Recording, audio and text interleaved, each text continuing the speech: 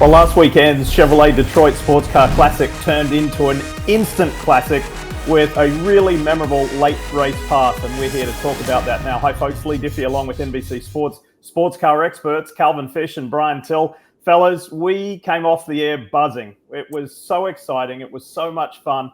It's everything that Roger Penske and his team wanted to see at that venue with, we use the term street fight, but it really was, but it was a street race spectacle and a race for the IMSA WeatherTech Sports Car Championship that we will remember for quite some time, with Meyer Shank getting its first victory since returning to the series overall and in the GTP class.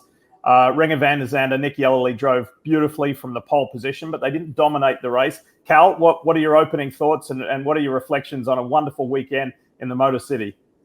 Well, a lot of discussion about whether we should be racing these prototypes on the tight streets there, but what showcased again, it's a spectacle, just a great fight there. There's a big swing coming in with the BOP changes. Everyone felt that Acura and Cadillac should be on the front foot. We certainly saw that in qualifying with an Acura sweep of the front row. Caddies, not so much. They did have the 10 and the 40 suffering from a penalty, from a red flag in practice where they lose their fastest time, but they did come good in the race. But Yellerly was spectacular from the pole. But it was really in race, Lee, because Yellerly took off. He had the gap. I think Meyer Shank had to cover some of the early pit stoppers in case there was a yellow, and by doing that, they allowed the overcut opportunity for the Porsche number 7 and also the number 10 of Ricky Taylor taking over from Philippe Albuquerque, and that really made it a spectacular race at the end. Brian, we leaned heavy on you to bring us it all from pit lane on the GTP side of things. What were your thoughts? It was awesome, right? I mean, you guys talked about it. It was everything that Roger Penske wanted, Lee, with the exception of one thing, and that was one of his Porsches out in front. But I think that BOP, the weight change more than anything on both the Cadillac and most certainly the Acura, really brought those cars back to life, and it brought more equality throughout the different manufacturers. That's why we saw the race that we saw. But I think the other thing that was important was that Meyer Shank has proven. Remember, they had podium finishes at Daytona and at Sebring, but they've proven that they are back. They now have the equipment to work with, and their strategy was perfect. And Renger van der Zande, I mean, we've seen impressive moves from him before. Go back to WeatherTech Raceway, Laguna Seca over the last several years. And you know that he's there for that late race move, and it happened in Detroit again, and it was absolutely spectacular stuff. I was on the phone to Mike Shank a little earlier today, co-team owner at Meyer Shank Racing, and I said, is it too strong a question to say, did you guys hire Renger van der Zande for exactly the move that he pulled off in Detroit? And Cal, Mike's response was, all you got to do is look at the history of Renger van der Zande, because he has those kind of moves in his history. And he said it wasn't the only reason, but it was a big part of it. Yeah, and I think you don't need any added incentive for Renger to go for a win. But when it's Wayne Taylor Racing Machine right in front of him, as it was at the end there with Ricky Taylor, they didn't leave on the best of terms when Renger left Wayne. So he sees that he's going to go for it. But as Brian said, a spectacular move. Turn 1 there is really, really tricky. You could see it in the language of the car. He set out perfectly through 8 and 9. I think that caught Ricky off guard. He didn't really realize he was that close and just stuck it down the inside. Minimal fuss, and he was on his way. Brian, we won't belabor the point because nobody really wants to hear us talk about BOP, balance of performance, but you brought it up and I want to just talk about it briefly, because Mike Shank said when IMSA did what they did, bringing Porsche and the BMWs back to the field a little bit, giving Acura and Cadillac a little bit more, Mike Shank said it was a black and white situation. When you get a BOP kind of leg up, so to speak, you have to win. And he said the pressure we put on ourselves, yes, as Calvin already mentioned, we did a split strategy to cover both sides of the deal. But he said we had to react when we've been given something from IMSA, we have to win and capitalize on that, right? Yeah, you could feel it down in the pits, but for both the 60 and the 93. The 60 didn't have the weekend in the race that the 93 did, but the team obviously had a great weekend, and you could feel the pressure that was down there. I talked to Mike before the race, standing there on the grid, and he said, now we got to make something of this. Front row's all well and good, but now we've got to make something of this. And they did. And we saw on the broadcast, Helio Castroneves standing there in the pits of the 93 in the final going. I think he was more nervous than anybody else. But what I was impressed with was the interview post-race from Renger van der Zande. I was very strong every time in turn one, and there was some traffic. He had a bit of a weaker exit out of the last corner and just, boom, went for it. Hey, when you have to go for it, you have to go for it. We know that his moves are brave at times, we like to think, but when you read what his comments were afterward, that move was set up going into turn 3 at the end of the back straightaway. He's a thinking driver, a calculating driver, obviously a bold race car driver, and a successful one is that. We saw that from Detroit. And we're not going to have a knee-jerk reaction here. I don't think we should base all of our assessment on these changes in the GTP class based on 1.65 mile street circuit. When we get to Watkins Glen for the Salem 6 hours of the Glen, I think that'll be more realistic.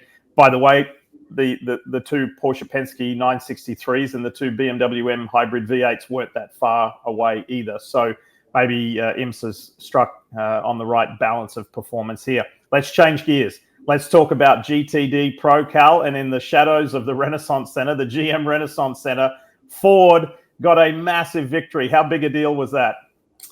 It was huge. I mean, the Motor City, we can harken back to the days of Trans Am, Ford versus Chevrolet. All of the eggs are pushed into that basket to try and win your home race. And going into this weekend, we didn't anticipate the Fords being so quick on this type of circuit. They were great at Daytona. We're expecting them to be quick at the Glen, maybe places like Road America. That's where that car really shines, in the high-speed straightaways and the long-flowing corners. But they came out the box strong. They were quick in practice. We had a shortened qualifying session. They got their two cars out in the front row, and they just managed it perfectly. The Corvettes who sat on the front row here last year were deep in the pack. They had come through. The three-car did a great job. But Seb did a great job at the beginning. Seb Prio starting the pole sitting car, and then Mike Rockenfeller leaned on every ounce of his experience to place that car in exactly the right spot. And they are not a one-trick pony, no pun intended. It seems they can win on any type of circuit. They're now right back in the points chase, sitting there in P3. They're going to be a factor from this point forward. Brian, what do you make of the combination of the veteran, the legend? He's basically won it all in Mike Rockenfeller, but yet that was his first win in IMSA in some 8 years. And the young champion in Seb Prio. I just think that's a fascinating duo. I think they feed off of each other, right? I mean, for Seb Prio, he's got all the experience, all the knowledge of Mike Rockenfeller to pull him along. And for Mike Rockenfeller, I won't call it the twilight of his career, but obviously later in his career, he's got this young driver that he's coaching to make better, who in turn is pushing Mike along. So it's one of those things where I really think they feed off of each other, and it may be a better pairing. We've seen this before in sports car racing.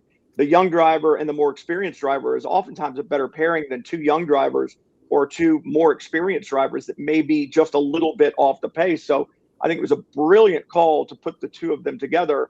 And as Calvin said, when you put Mike Rockenfeller in a car up front at the end of the race, he's going to use all of those years of experience, those race wins that he has behind him, to make sure that they stay up front.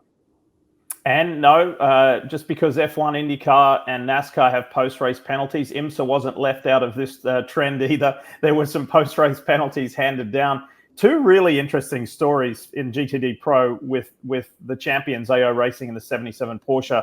Had some issues in this race, and so did the number 4 Corvette from Pratt Miller Motorsports. But Cal, yet at the end of the race, they were both fighting it out hard in the top 5, and there was a significant coming together late in the race at turn 3 when Katzberg turned Lauren Heinrich around. Did Lauren Heinrich respond aggressively, or you think that was just kind of an awkward situation? Both were penalized, by the way.